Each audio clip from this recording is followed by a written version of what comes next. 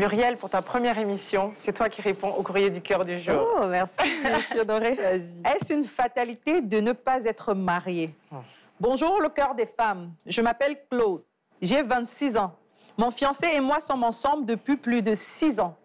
Dieu fait grâce, nous avons 3 magnifiques enfants. Cela fait 2 ans qu'il veut à tout prix me marier. Je ne suis pas contre son idée, mais je lui ai fait comprendre que nous devons d'abord construire notre propre maison et arrêter d'être des locataires. Et quand ce sera fait, nous pourrons planifier notre mariage. Mais il ne veut rien savoir et me menace de prendre notre femme et de l'épouser à ma place sous prétexte que je ne sais pas ce que je rate en n'ayant pas d'alliance à mon doigt. Waouh! Sincèrement, est-ce que c'est vraiment une fatalité à ce point le mariage?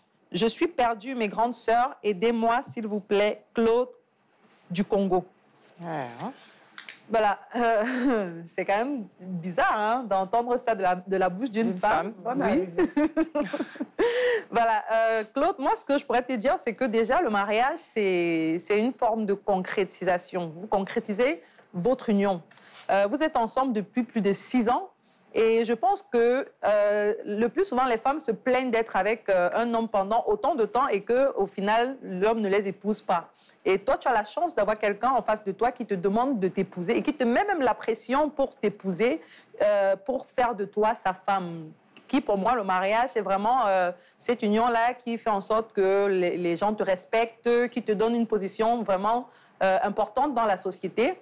Donc, je pense que tu devrais revoir ta décision de plus près et penser ce qui est bien pour toi et pour tes enfants.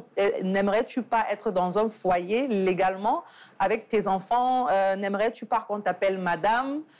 C'est vrai que quand on parle de mariage, les gens ont souvent tendance à exagérer. Quand il faut faire la cérémonie, par exemple, on dépense beaucoup. Tu peux faire des concessions avec ton mari et puis vous décidez de faire un mariage vraiment soft, un mariage qui vous ressemble, où vous n'allez pas vous retrouver dans l'obligation de dépenser excessivement. Comme ça, tu pourras économiser pour la construction de votre maison. Donc, je pense que tu devrais vraiment réfléchir et repenser à ta décision parce que c'est super important d'être marié, surtout quand on a déjà des enfants et surtout quand c'est l'homme qui te le demande parce que Dieu seul sait les tentations qu'il a dehors.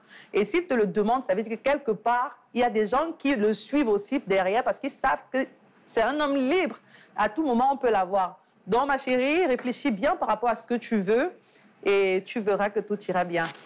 Merci, Muriel. Tata Abi, qu'est-ce que tu en penses? Moi, je pense qu'elle n'a pas vraiment envie de se marier, tout simplement. Parce que le mariage n'est pas une fin en soi, certes, mais je pense que quand on se marie, c'est qu'on décide de se construire. On se projette, on a des projets, on avance ensemble et on se construit. Et acheter une maison, voilà, tout ça, ça fait partie de la construction. Parce que là, ce qu'elle est en train de faire manifestement, c'est, allez, on va acheter la maison, après la maison, il faudra qu'on arrange le jardin, après on va acheter une belle voiture, après on va faire ceci, après elle essaie de gagner du temps. Oui. Je ne sais pas c'est quoi son problème véritable. Et intérieurement, je me dis qu'elle a tout simplement pas envie de se marier. Voilà. Tata Abi, encore que tu peux acheter la maison avec l'homme, après demain, il ne t'épouse même pas. Il ramène quelqu'un d'autre pour habiter dans cette maison-là. Donc, voilà, donc...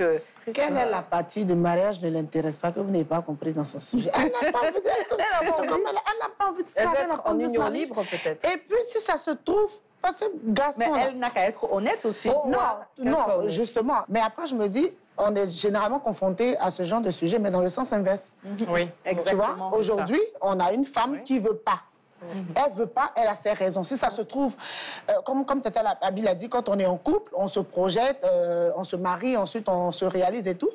Mais peut-être qu'elle a réalisé qu'en fait, c'est pas avec lui qu'elle a envie de porter la bague, c'est pas avec lui qu'elle a envie d'aller à la mairie. Beaucoup d'hommes le font. Ils commencent avec nous aujourd'hui. À un moment, ils réalisent que non, c'est pas elle qui me va parce que je me vois plus avec elle. On va plus dans le même sens. Aujourd'hui, c'est elle qui va plus dans le sens du monsieur. Elle dit elle veut pas sa bague, elle veut pas. Elle dit qu'elle veut réaliser avec lui, mais elle est juste pas prête, je pense. Elle n'est pas prête parce que justement, elle a remarqué que non, à ce niveau de la relation là, c'est parce qu'elle espérait, le monsieur, si ça se trouve, ils n'ont plus la même vision, machin et tout, machin, il va lui dire.